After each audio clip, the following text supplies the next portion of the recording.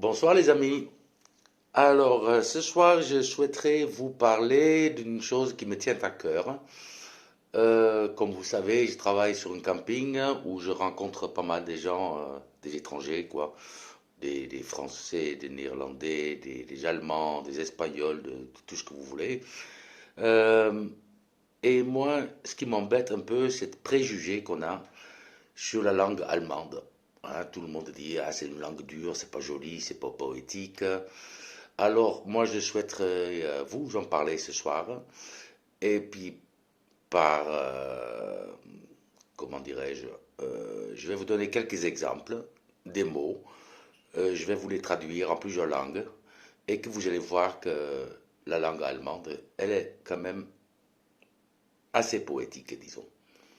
Alors, commençons par exemple par le mot exactement. En italien, esattamente. En espagnol, exactamente. En anglais, exactly. En allemand, genau.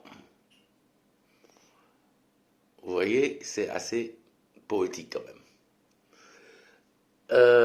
On peut dire d'autres mots, je sais pas, papillon, c'est joli, papillon,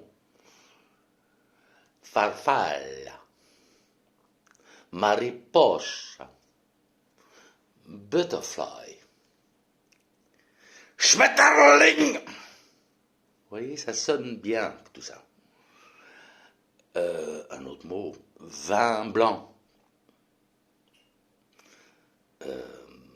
En anglais, white wine.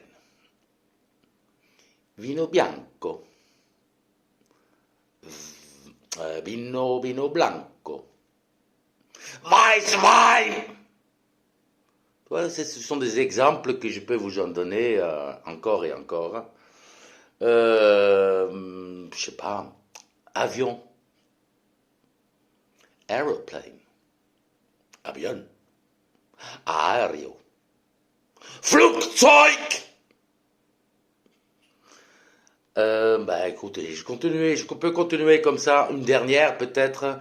Il n'est pas facile, mais bon, par exemple, ça m'arrive souvent dans mon boulot, on en parle pas mal déjà, malheureusement ces jours-ci. Assurance, annulation.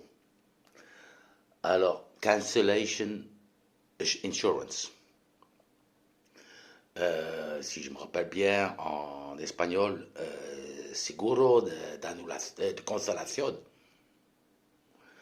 En italien, je me rappelle plus très bien, quelque chose de euh, assicurazione d'annullamento. Reiserücktrittsversicherung.